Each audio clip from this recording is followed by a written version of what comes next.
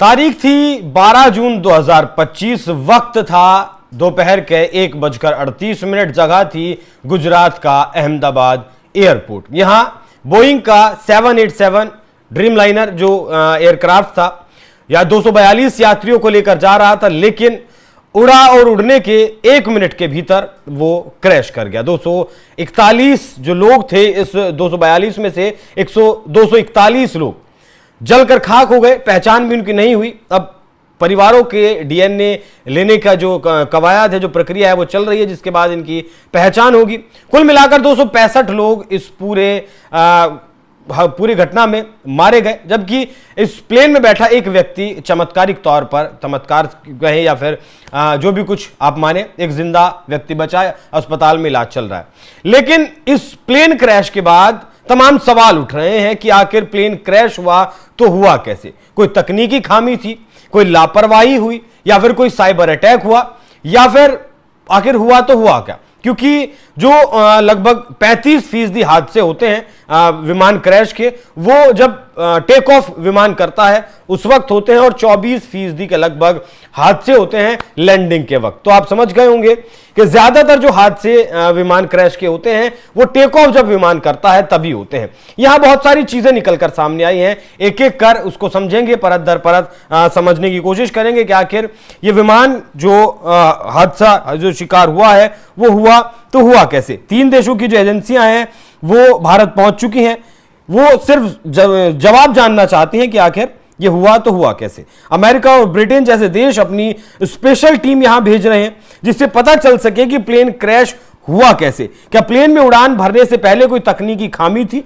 जिसे दूर नहीं किया गया? क्या प्लेन में अचानक कोई गड़बड़ी हुई, या फिर विमान में मेंटेनेंस से जुड़ी कोई लापरवाही हुई है? या फिर एक सवाल यह भी है कि क्या ये पायलट से किसी तरह की चूक हुई, क्योंकि क्या यह हादसा किसी मानवीय भूल की वजह से हुआ? क्या टेक ऑफ के वक्त पायलट से किसी तरह की चूक हुई है? क्योंकि एक रिपोर्ट के मुताबिक टेक ऑफ के दौरान 65% हादसे मानवीय भूल की वजह से होते हैं। इसमें एक सवाल साजिश के एंगल के तहत भी घूम रहा है, जिसमें साइबर अटैक की जो आशंका है वो भी उस पर भी विचार किया जा रहा है, क्योंकि एक जो है ट्वीट 9 जून को हुआ था, जिसमें अमेरिकी सीआईए की जानकार एक महिला थी, उन्होंने एक ट्वीट किया था जिसमें इस तरीके की जानकारी दी गई थी। तो यहां यह भी सवाल उठा कि क्या सीआईए और अफगानिस्तान में इस पूरे घटनाक्रम की जो है साजिश है वो हुई है? और ऐसा भी नहीं है कि साइबर अटैक का शिकार प्लेन इससे पहले नहीं हुए हैं, इससे पहले भी शिकार हुए हैं। 12 जून को अहमदाबाद में एयर इंडिया की फ्लाइट AI 171 जब हादसे की शिकार हुई, तब उसमें 2 अनुभवी पायलट बैठे थे। एक पायलट थे जिन्हें 8200 घंटे का अनुभव था प्लेन उड़ाने का, और वो अपने बगल में बैठाकर मतलब ट्रेनिंग दिया करते थे पायलटों को कि किस तरीके से पायलट उड़ाना है। दूसरे जो पायलट थे उन्हें 1100 घंटे का एक्सपीरियंस था फ्लाइट उड़ाने का। लेकिन आखिर हुआ तो हुआ ऐसे कैसे, ये लोग जानना चाहते हैं। जिज्ञासा ज्यादा इसीलिए क्योंकि 2 अनुभवी पायलट इसे उड़ा रहे थे। तो क्या सही तरीके से टेक ऑफ नहीं हो पाया? जबकि तस्वीरों में आप देख सकते हैं कि प्लेन सही तरीके से टेक ऑफ होता हुआ दिख रहा है, या फिर वो थोड़ी ऊंचाई पर जाने के बाद आखिर कैसे गिर गया? क्या फ्लैप्स की सेटिंग गलत थी, हादसे की वजह यह हुई? क्या इंजन का जो थ्रस्ट पावर था वो उतना नहीं था जितना होना चाहिए? 3505 मीटर के रनवे से प्लेन ने क्या सही वक्त पर टेक ऑफ नहीं किया? क्या वक्त से पहले टेक ऑफ कर दिया? या फिर जो लैंडिंग गियर है, जो वीडियो में दिख रहा है कि वो बंद नहीं हुआ है, क्या उसकी वजह से यह हादसा हुआ है? ये सभी कारण जो विमान के लिफ्ट करने और ऊंचाई पकड़ने की क्षमता को प्रभावित कर सकते हैं। रनवे पर पहले आपका उड़ जाना, या फिर लैंडिंग गियर में कोई दिक्कत आ जाना। अचानक प्लेन स्टॉल कैसे करने लगा, मतलब गिरने कैसे लगा, जब प्लेन 625 फीट की ऊंचाई पर पहुंच चुका था? यानी गिरने कैसे लगा वो? इसके लिए दावा किया जा रहा है कि टेक ऑफ करते वक्त प्लेन की रफ्तार 174 नॉट थी, जबकि बोइंग 787 ड्रीम लाइनर को जितना उसके भीतर वजन था, इस वजन पर कम से कम 200 से 250 नॉट की रफ्तार इसकी होनी चाहिए थी। ऐसा विश्लेषकों के द्वारा कहा जा रहा है, इंजीनियर्स के द्वारा कहा जा रहा है। प्लेन क्रैश का जो वीडियो है उसमें विमान का लैंडिंग गियर नीचे दिख रहा है, जो टेक ऑफ के वक्त ऐसा नहीं होता है। थ्रस्ट प्रेशर की भी बात यहां आती है, क्योंकि लास्ट जो शब्द थे पायलट के वो थे कि आई एम लूजिंग थ्रस्ट, मेडे मेडे मेडे, मतलब हमारा जो विमान है वो थ्रस्ट खो रहा है, जिसकी वजह से ये हुआ।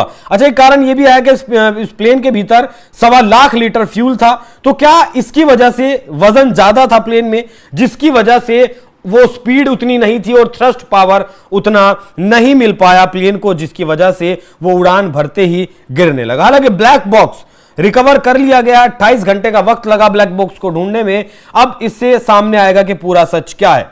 अब प्लेन क्रैश को लेकर एक और थ्योरी है, और वो थ्योरी है कि क्या साइबर अटैक का शिकार ये प्लेन हुआ है, और लोगों के मन में सवाल है कि क्या किसी प्लेन को साइबर अटैक से गिराया जा सकता है। तो इसका जवाब है हां। ऐसे सबूत अप्रैल 2025 में मिले थे, जब भारत ने म्यांमार में भूकंप पीड़ितों की मदद के लिए ऑपरेशन ब्रह्मा शुरू किया था। तब भारतीय वायुसेना के विमान पर साइबर अटैक हुआ था, तब पायलटों ने बैकअप सिस्टम से अपना मिशन पूरा किया था। इसी तरह 19 सितंबर 2016 को बोइंग 757 विमान का अटलांटिक एयरपोर्ट पर ऑपरेटिंग सिस्टम को हैक कर लिया गया था।